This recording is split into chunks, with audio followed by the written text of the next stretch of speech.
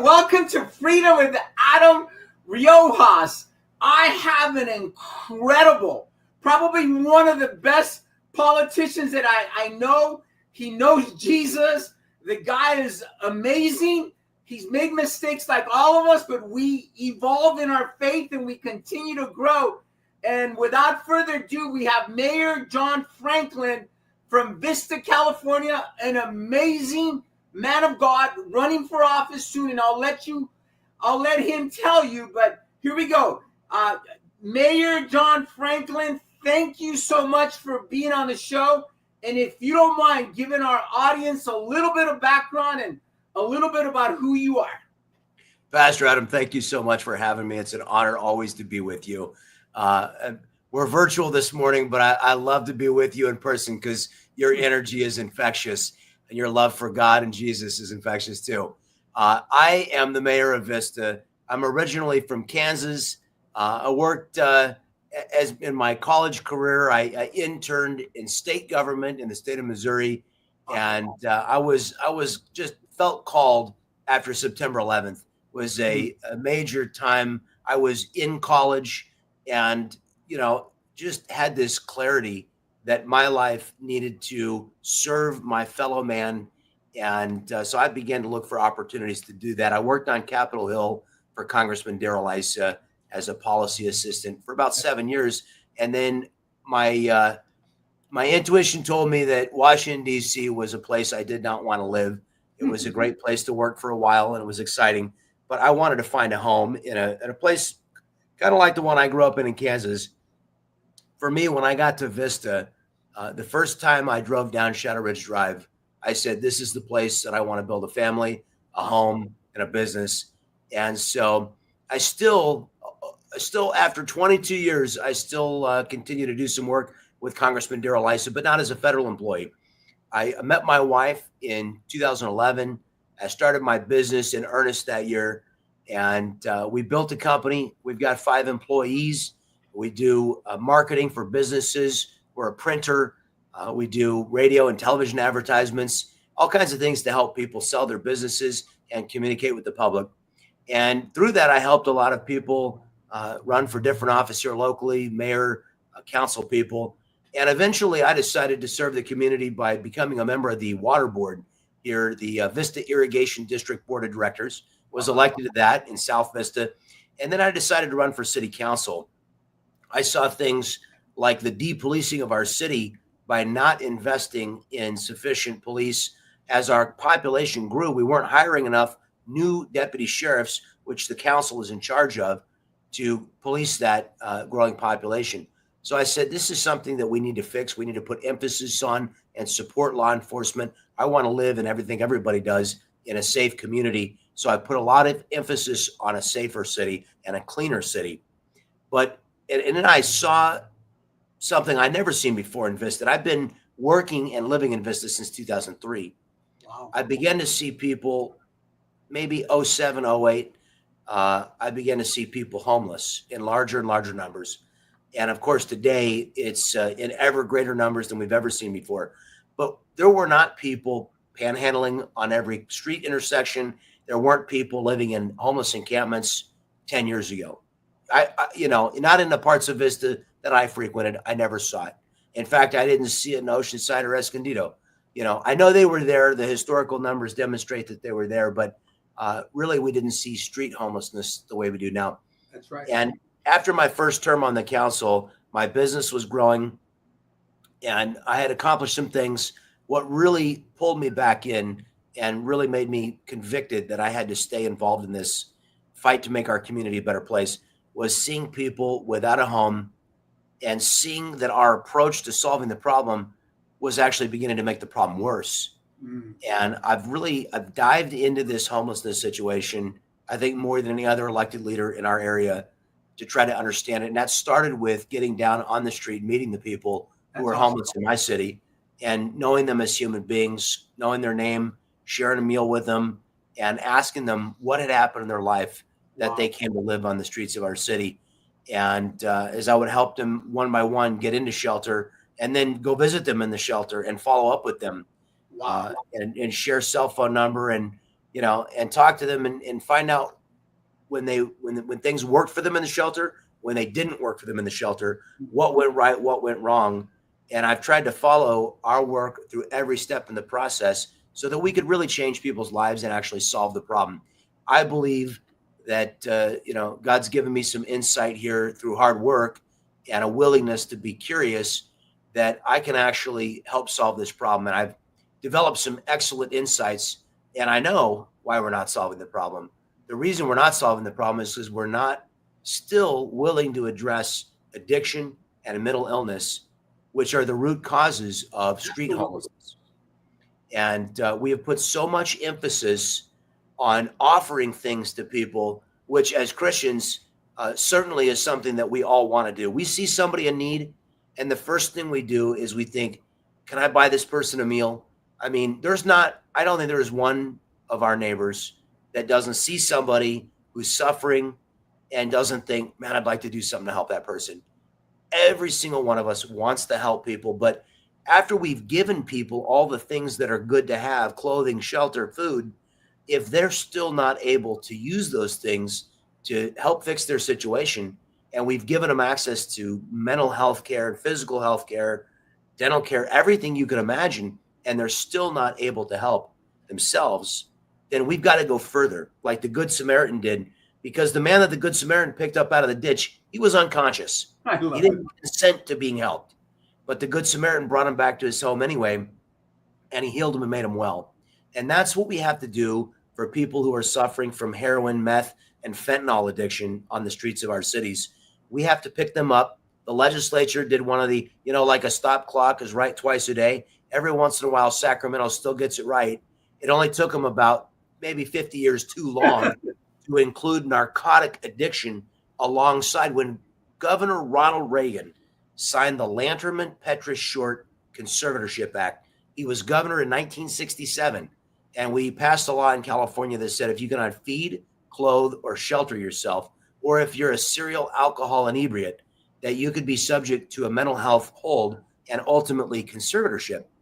But fentanyl, meth, and heroin didn't exist back then, at least not in any wide usage.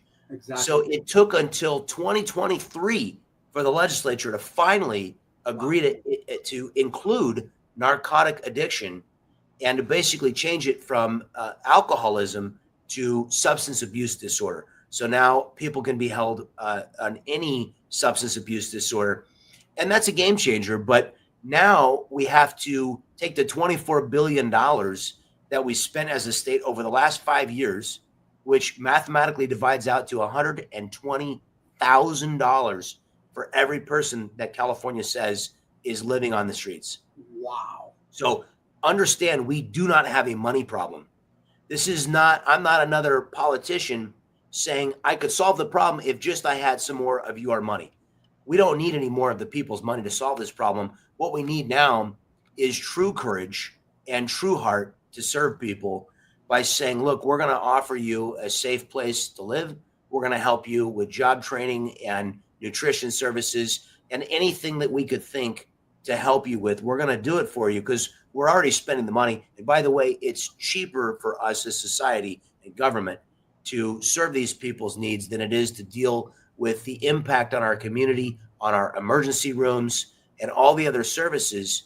But here's the problem. As we go out and we chase, we have had 20 conversations, 20 or more, through our outreach workers with every single homeless person in Vista.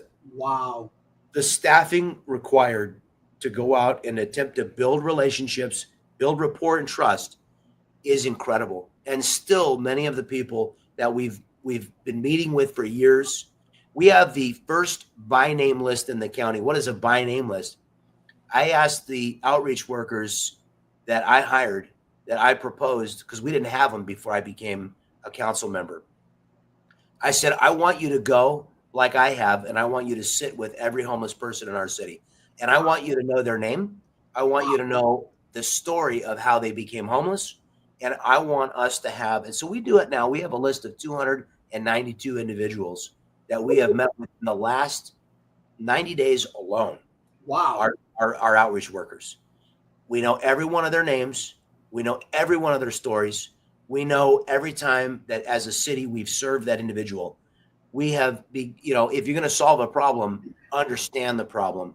If someone has a problem, you'd better know that individual, and you'd really better be able to explain what's going on in their life if you want to help them solve it. So that's what we're doing. But we can't just continue to offer services at this and reach out. After we've reached out 20 times, now we've got to say, hey, we've offered you to go to the shelter. We've offered to help you change your life, but you're not strong enough because of your mental illness or your addiction. So now we're going to leverage the conservatorship option, which means we have the right to take you off the streets because you're not feeding, clothing, and sheltering yourself. We have the right to take you off the streets to get you some help. It requires the diagnosis of a psychiatrist, a medical doctor. It requires, by the way, if we're going to abridge your liberty for longer than 14 days, you have the right all the way through, starting at 3 days, you have the right to a hearing before a judge, to constitutional due process. And you have the right every time to come before a judge. They take it from 3 days to 5 days to 14 days. And then beyond 14 days, you have the right to a jury trial. And 12 unanimous neighbors have to all agree that you are such a hazard or a threat to your own health and safety and welfare that you need to be conserved. And then and only then can we help somebody for up to a year at a time. And we have facilities that are county run, but not nearly enough of them, that are really actually very nice facilities. I've personally been there. They're clean and safe. And we give people a warm bed and 3 nutritious meals and a hot shower, clean clothing, medical care. And we say, look, you can't leave through the front door. We tried to help you on the street. We tried to give you an apartment. We tried to give you all that. It didn't work for you. So now you're being conserved. We're going to help you. We're going to give you compassion. Your family can come visit. I'm going to share with you some pictures. I don't know if in the post you can put some pictures of our facility. Please. Absolutely. People will be so impressed. If your child had to go there, if you had to visit your child there, you would be very impressed about the cleanliness and the first-class conditions there. You'd be very proud to have your son or daughter treated there. But we've got to use that, and we've got to use it in greater numbers, because we only have about 380 right now out of almost 6,000 unsheltered people in our county. Now, we don't need to put all 6,000 unsheltered people in conservatorship. But San Diego County has de-emphasized and diminished the use of conservatorship more than any other populous county in the state. Wow. If we were to just slightly increase the use of conservatorship, probably bring it back to where it was years ago at about 1,000 in San Diego County, if we could help a few more than we are now, then the people who don't want to be conserved, it would create a carrot and stick, because right now we're using all carrot to try and solve the problem. But there do have to be consequences and accountability. And one of the ways that we use accountability is to say, hey, we want you to come to the shelter and understand, if you can't make this work, if you can't find the strength to fight your addiction, if you can't find the strength to sleep in the bed we're giving you and eat the food and get yourself well again, the next step is going to be conservatorship. We don't want that for you. We don't want you to lose your liberty, but that could happen if you're not able to help yourself. Yeah. So that's the loving accountability that we as Christians should be offering to people, not walking past them. And, I had this argument very recently with a doctor, a very prominent physician. And she said, Mayor, they aren't all addicts or mentally ill. Some of them have just made a choice that they want to live outside. Well, I'm not a doctor, but I don't believe that. I believe if you are, quote unquote, choosing to live outside, I don't think you're the one choosing. I believe it is addiction and mental illness that are creating that choice for you, and in fact, really trapping you in a cycle of living outside. And when you visit people in the encampments, if you spend time with somebody who's living outdoors, they're covered with parasitic insects, with disease, they're malnourished. And unfortunately, this perspective that narcotic drug use is not pervasive is just wrong. And I can tell you, we have really used law enforcement in Vista in the last 4 years to aggressively pursue people selling drugs into homeless encampments. Good. And in the encampments. Good. And when we focus on narcotic drug interdiction, the encampments literally disappear on their own. That is awesome. They're addicted to heroin, meth, and fentanyl. When they can't get a drug that they're addicted to, they leave to go to a place where they can. That's correct. So we need to focus on enforcing those laws. If we take a loving but disciplined approach, we can save the lives of 495 people every year. That's how many people died who were unsheltered in San Diego County last year alone. Wow. And that's every single year. Approximately 500 San Diegans who are living outside are dying, and they die right here in Vista. I get an email once a month that somebody's been found in a park under a bridge. And every time I get an email notification from the sheriff's captain that says we found somebody deceased, I know that we have failed. All of us. We have failed to serve the needs of these children of God who are our brothers and sisters. We have an obligation to help them, whether they're well enough to say yes or not. So this is my calling from God, is to help these people. Why am I running for county supervisor? Because the county is in charge of mental health. They're in charge of conservatorship. Wow. The county funds the jails, the district attorneys, the sheriff's office, the services that are the most critical to clean up the city of Oceanside, Vista, San Marcos, Escondido, Valley Center, Fallbrook, and all the communities in this 5th district. My colleagues who are the mayors, we cannot do our job as mayors if the county doesn't have our back and if the county doesn't do its job. And right now the county is not doing its job, and that's why I'm leaving the best job that you can have as a public servant. Being the mayor is the best job. Everyone loves the mayor. You know, older ladies come up to me and they go, "Can I have a picture with you?" Like I'm a rock star. And I go, "You want a picture with me?" Nobody wants a picture with me. But, you know, I'm honored. And being a mayor is a great honor. People know what the mayor is. Nobody knows what a county supervisor is. So I'm leaving a position of honor, you know, and esteem, which being mayor is. It's a great honor to go to a job that nobody really understands what it is. But I know how important it is to my community. And I know how important it is to the next mayor of Vista and to the mayors of all these other cities. So that's a little bit about who I am and what I'm doing.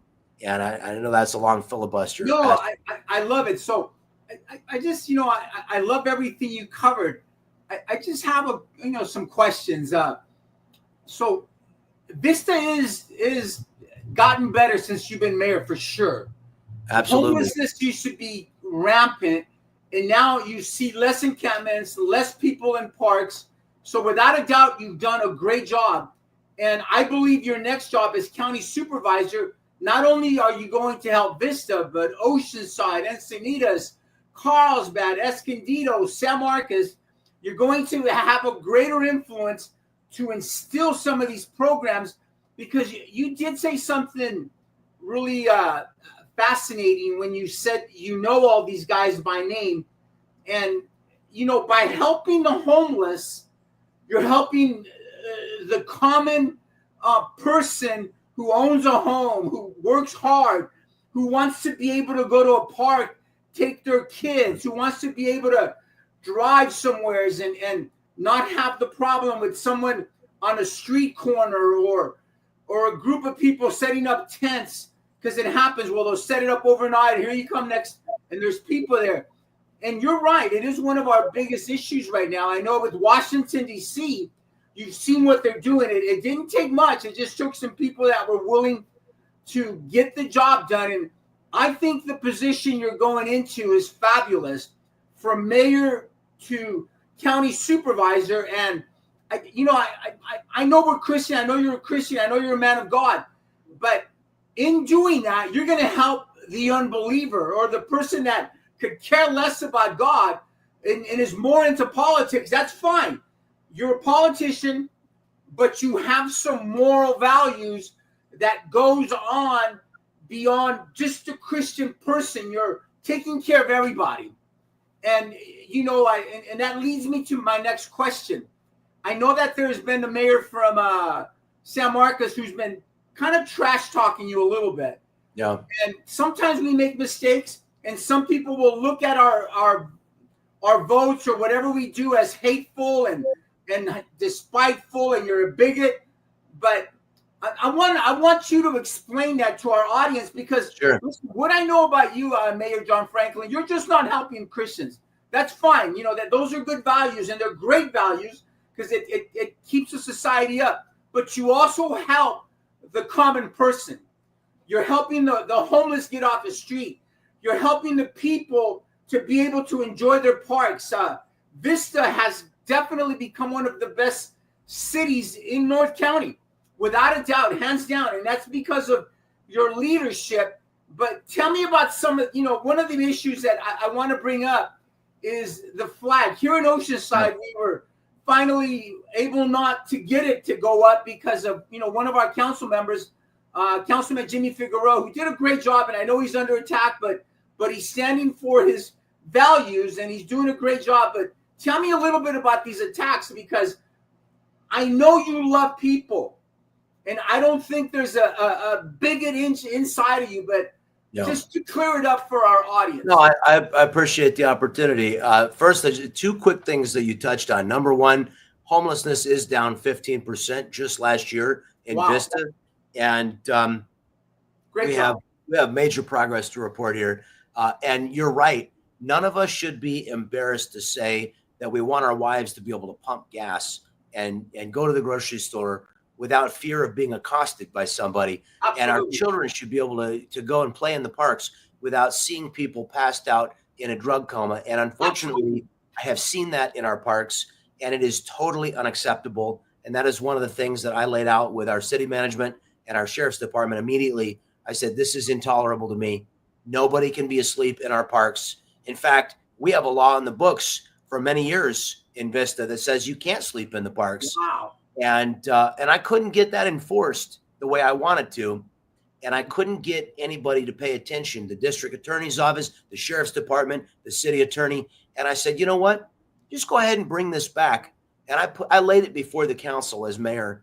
And I said, this law has been on the books since 69 in the city of Vista. I said, I want us to readopt this law. I want to remove all doubt in the city of Vista that this is the political will of this council. One of my council members was so angry about this that she began to cry and scream, and she stormed out of the council chambers and refused to vote on it. The four who remained voted unanimously to readopt the existing law to say it's not legal to sleep on the sidewalk, not legal to sleep in our city parks. Now, I appreciate you bringing up this issue of the pride flag. This is something, I have two members of our council are openly gay and are advocates and vocal. You and I discussed, they appeared in the Oceanside Council to advocate for flying the pride flag there. You're right. Jimmy Figueroa deserves a lot of credit for doing something very difficult. Absolutely. We have been led to believe that, our position is, I should say we haven't been led, but the other side has cultivated the idea that we are hateful as Christians. Small majority. When you and I know, Pastor, that the last thing in our heart is hatred for anybody. Amen. I don't care where you came from, what the color of your skin is, what you do with your life. Correct. We don't even care if we've all of us have fallen short of the perfection of God. Absolutely. And the perfection of Jesus Christ. So there's no judgment here. We love all of the people. Doesn't matter if they use drugs. Doesn't matter what. We love them. We want to help them. Absolutely.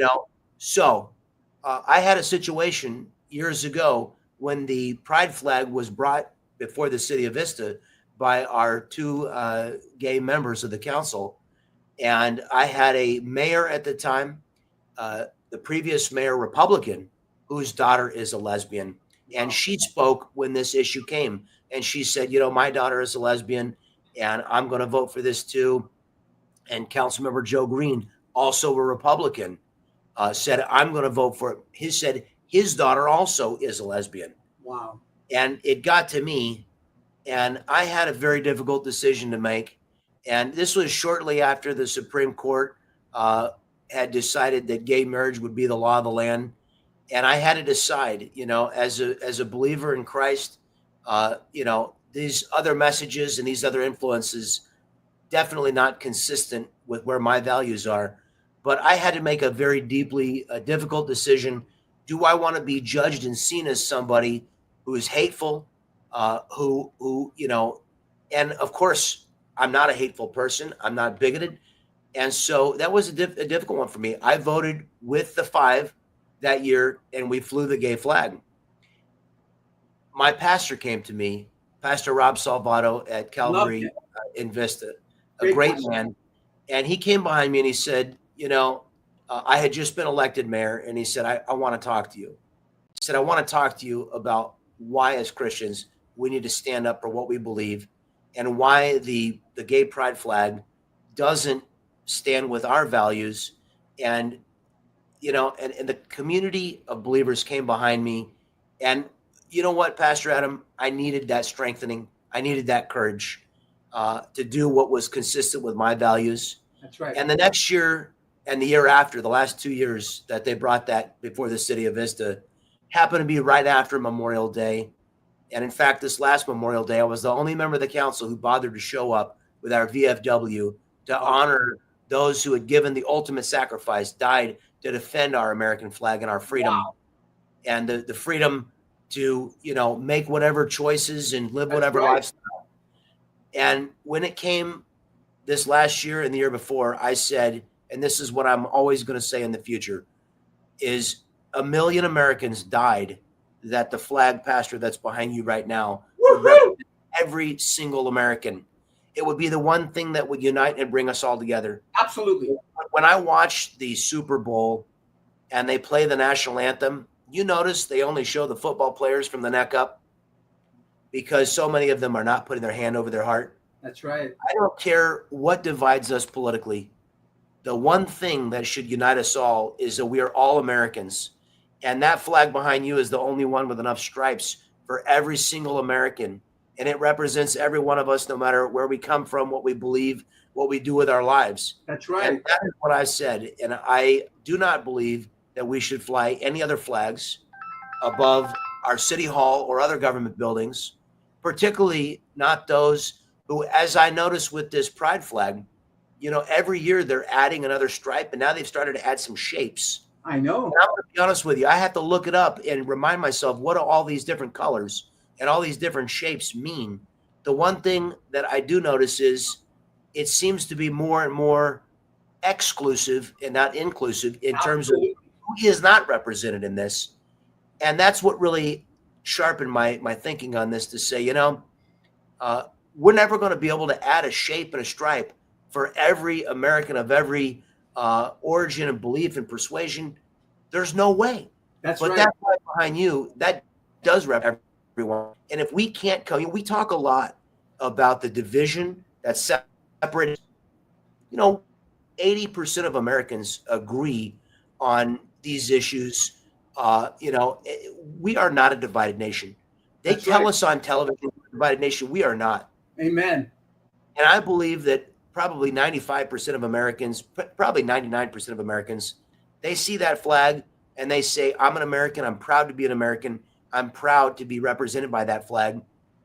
And if our leaders cannot stand up for that American flag and say that flag does represent you. Absolutely. And if for any reason you feel it doesn't represent you, you feel you need some other flag, we've got a problem. We need to come together as a community, and you need to know that that flag does represent you. And Amen. I will fight.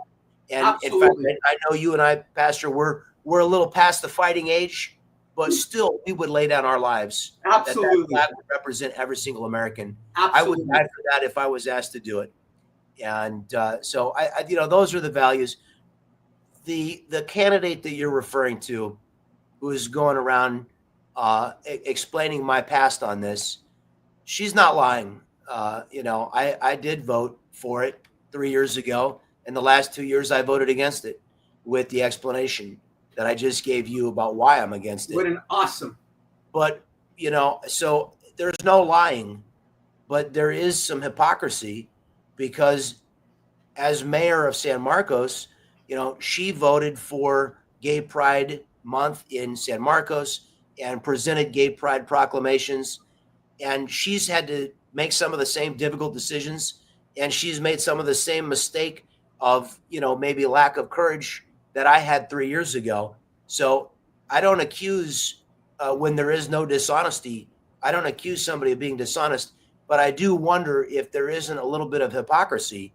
And I think maybe hypocrisy is tantamount to dishonesty. And so, I'm willing to bare my heart. I am ashamed of nothing I have done. I have, I'm 46 years old. I've been married for 13 years, and I still have a lot to learn about, how to be a better husband, a better leader. But this I will tell you, when my community comes to me, I listen, and my church community came to me, and I listened, and I needed that strength, and I needed that courage to know that my church and my community was with me, to know that really a lot of my community was with me more than I thought.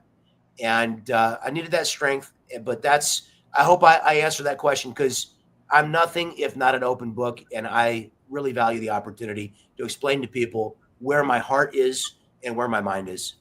Mayor John Franklin, out of respect, I think you are a people person. Not only do you care for Christians, but you care for all of our community. You care for the homeless. You care about these programs that will definitely help. And I think homelessness is one of our biggest issues here in San Diego. And I think when people know that position you're running for is going to not only help Vista, but the rest of San Diego, I think it's wonderful. You have some great ideas, and I can tell you that I'm going to vote for you. I think you are doing a wonderful job, and you are a man chosen for such a time as this, not just to help God's people, but to help people in general. And you're absolutely right. We're commanded to love everybody, to even pray for our enemies. The Bible says to love our enemies. And so a lot of people don't understand that, but I think you're growing in your maturity, and you are a man who wants to serve this country. Our flag does represent everybody in America, and it's because of that flag you can be a homosexual. You can do an array of things, and we have our freedoms that we do have. But again, thank you. So I want you to close up with our last couple of minutes and tell our audience why you are the candidate to be county supervisor. Well, I hope people will take a look at my website, franklinforsupervisor.com, see the endorsements. I've been endorsed by members of Congress, by 5 former county supervisors, 2 countywide elected officials, by mayors and council people throughout the district. I'm the only conservative candidate who has been endorsed by any elected leaders. I am probably there are other conservative issues that matter to us. They are calling at the County Board of Supervisors to tax our homes, not only to increase property taxes, but also to increase what's called a transfer tax, which, by the way, you paid when you bought the house you live in now. Right. But the tax was about $1,100 per million. They are proposing to raise that tax to $50,000 per million. Unbelievable. So it would be a tremendously higher tax when you buy or sell a home. We're $138 million in deficit. They're calling for a $1 billion of increased taxes. Now, I have always voted against tax increases. Amen. Because I believe government takes enough of our money already. Amen. And when government says we have a new priority, I say, well, if it's a priority, then it has to replace another priority. If you need more money for this, then you're going to have to spend less on that. You can't come back and say, you know what? Government was surviving on 6% of the economic output of the county. But you know what? Your family could do with 1% less. We're going to need 7% next year. Maybe next year, 8%, 9%. Did you know what the highest sales tax rate in the state of California is? We only pay about 7.75%. In Vista, it's a half point higher. San Marcos, Escondido, actually Oceanside, I think it's a half point higher. Everywhere, 8.25. But did you know it's 2% higher in Los Angeles? That could happen here very quickly if we do not elect people who believe that government should tighten its belt when it overspends, should reduce. We hired 13% more government staffing in the last 5 years at the county, while the population of San Diego County went down by 20,000 people. Now, why do we need 13% more staff to serve fewer citizens? Answer is we don't. We need to right-size government, not raise taxes. I'm the only candidate in this race who did not support and has never voted for tax increases. My opponent on the on the Republican side just voted for a tax increase in San Marcos. I have the moral authority on the tax issue to say we should never vote to raise taxes. There's got to be another answer. So, when we really look at who's more conservative, I know I'm the stronger conservative. I know that my record on these issues, I'm the only candidate who has yet spoken up in this race to say super sanctuary policies. We had the state law, sanctuary state, that protects, non-violent, non-serious felons and misdemeanor convicts. It's wrong. It should have never been passed. Right. I brought to my council in 2018 a resolution to oppose it, and my council voted to oppose it. Yay! But when the county brought just last year the super sanctuary policy, they went further than the state law. They said, no, we're going to protect convicted murderers. Wow. We're going to protect convicted child rapists. So that is the resolution that is in effect at the county now. I'm the only candidate to come forward and say that is absolutely morally abject. It is wrong. And we should, and I stood with Brian Jones, state senator. We had a press conference to pass a law to make those policies illegal, to say if you commit murder, if you commit rape, if you commit child molestation, and you were here illegally, you're gone. We're going to hand you over to the federal authorities for deportation immediately after you finish your prison sentence. Yes. And this is not hypothetical. Some would like to say this is hypothetical. Last year, we handed over 23 out of the county jail. We handed over 23 murderers, violent rapists, and child molesters. 23 of those individuals in our county. Now, these are individuals that if they're allowed to leave our jails, they will reoffend. People who are murderers and child rapists and rapists, these people reoffend at overwhelming levels. And I'm the only one who has the courage to say that's a wrong policy. Wrong. These people should be protected. They should be punished, and they should be expelled if they are here illegally. So, I've got the support of the community.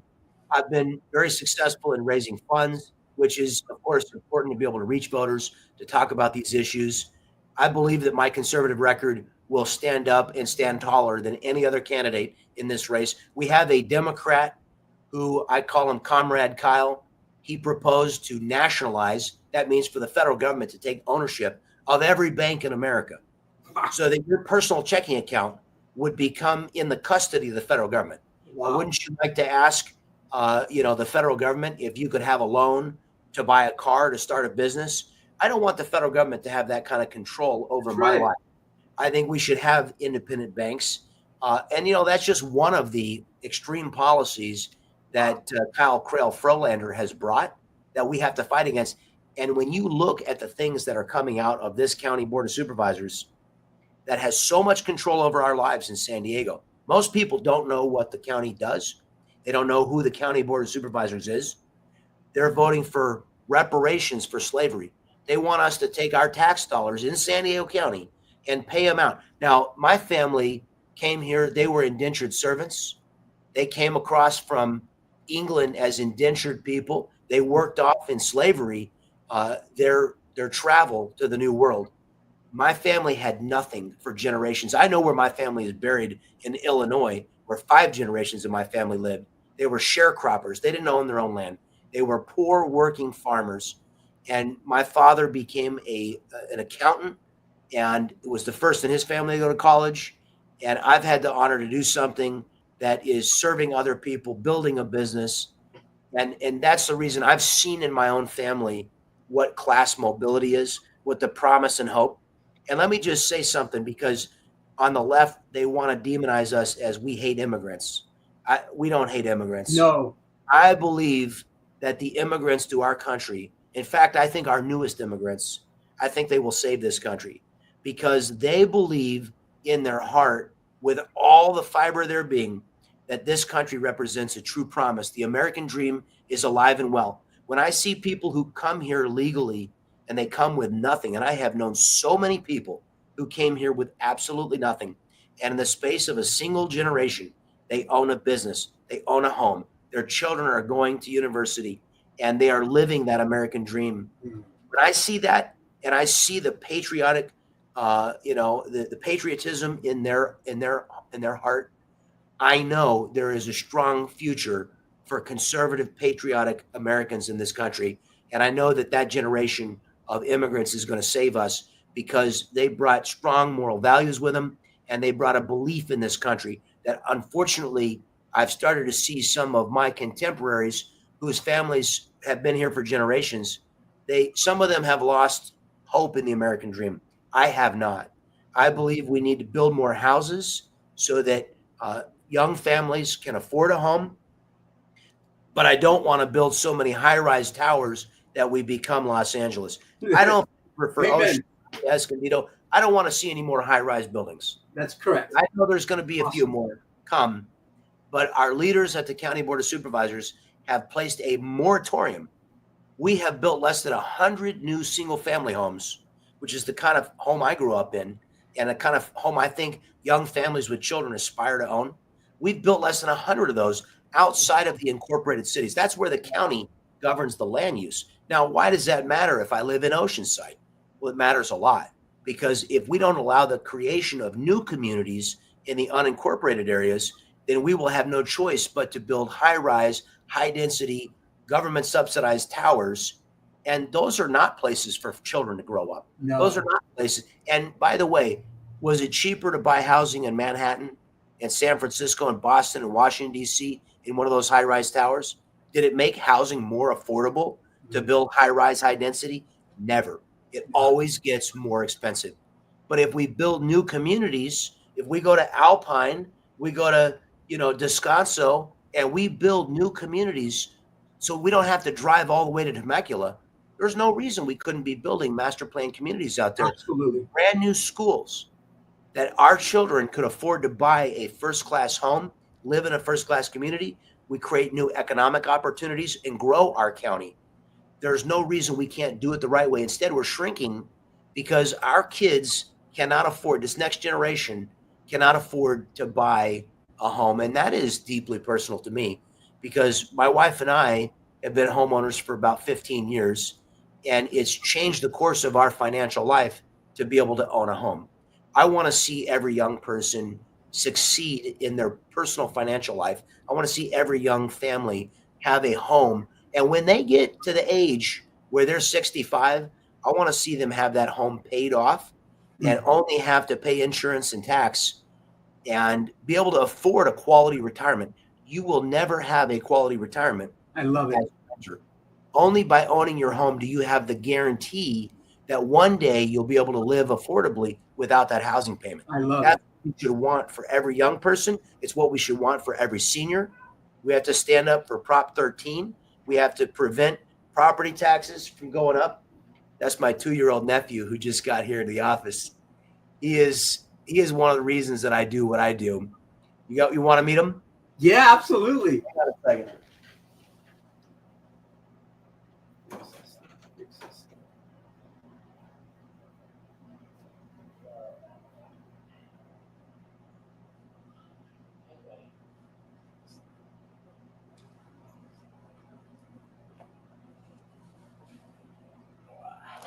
Say hello to Pastor Adam.